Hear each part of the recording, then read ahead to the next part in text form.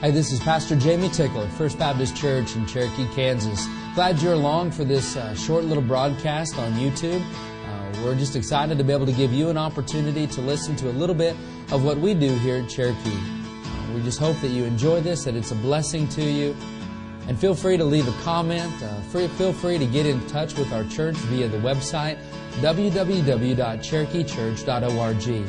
From our website, you can listen to entire unedited messages. And if you're in our listening audience, you can tune into 103.5 FM for Truth for Today that plays every Sunday morning at 8:30. God bless.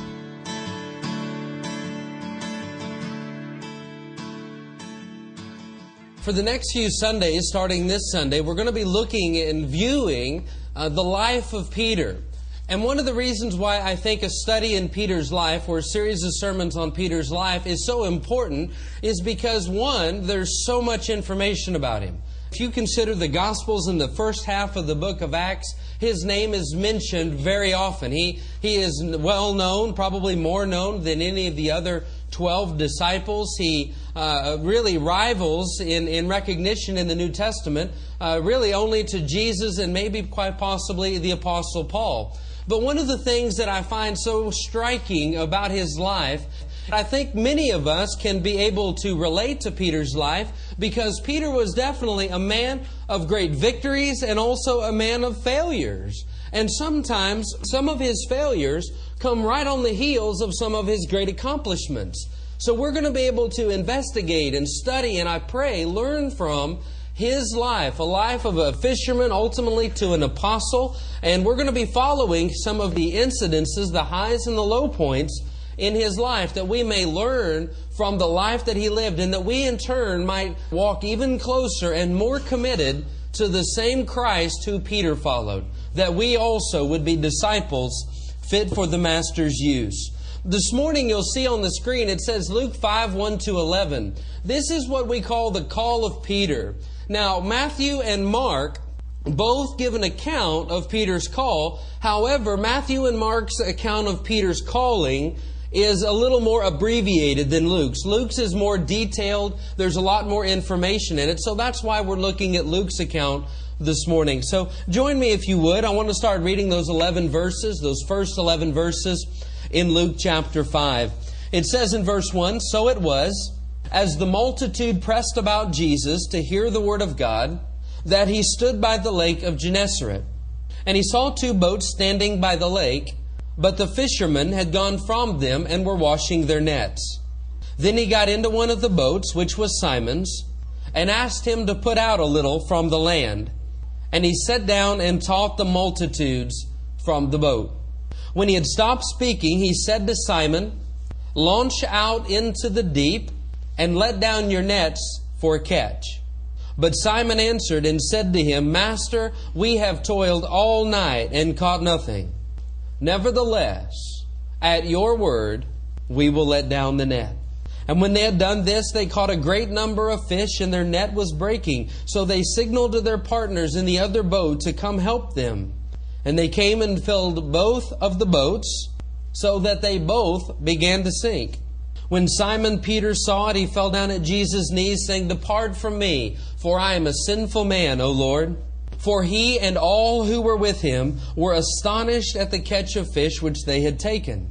And so also were James and John, the sons of Zebedee, who were partners with Simon. And Jesus said to Simon, 'Do not be afraid.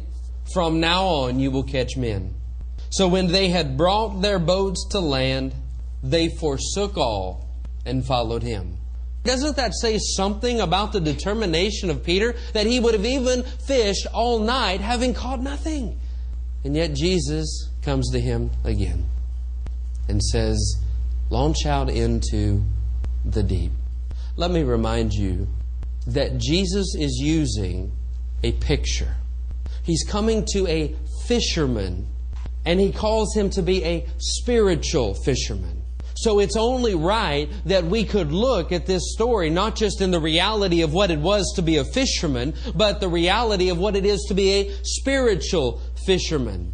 Because Jesus is using the tactics and the tools and the knowledge that He has with fish in order to incorporate His plan to bring men in alive. That's what it means to catch them, to bring them in alive. And Jesus is using His knowledge and His understanding, no doubt is using His diligence, using His obedience, all for His great purpose. Now, just as Peter's net was so vital to him in his employment as a fisherman, we as Christians must remember that we have a tool too.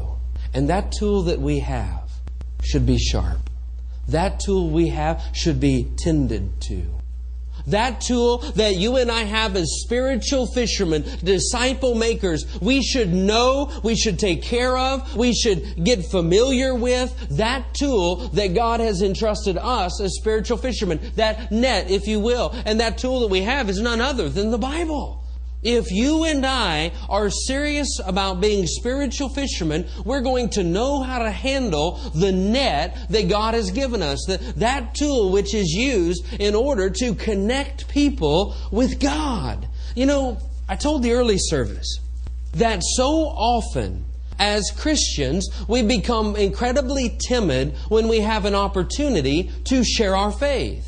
When we know lost or hurting people that we need to share our faith with, need to share comforting words from the Bible, need to share whatever from the Word, if we need to share that with them, sometimes we can walk away having never said a word.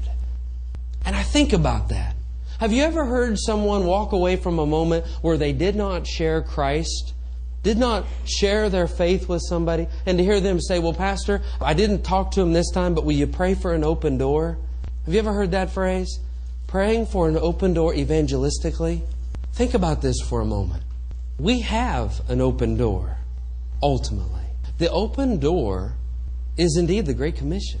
The open door is when Jesus told His disciples, and you shall be witnesses unto me in Jerusalem, Judea, Samaria, and the uttermost parts of the world. Put this back in context with fishing. If we fished spiritually the way they fished physically, we would be waiting for the fish to jump in the boat. Really? Wouldn't we? If we as spiritual fishermen were treating that occupation, that privilege of being a witness for Christ and sharing our faith with others in a very real and practical way, if we treated spiritual fishing the same way they treated commercial fishing, they would be going out of business. They would have no fish. Folks, I'm a sport fisherman. I fish a lot. I fish every opportunity I get. And never in my life have I ever seen a fish jump in my boat. Never. I've never had a fish come to the boat with its mouth open waiting for me to put a hook in it.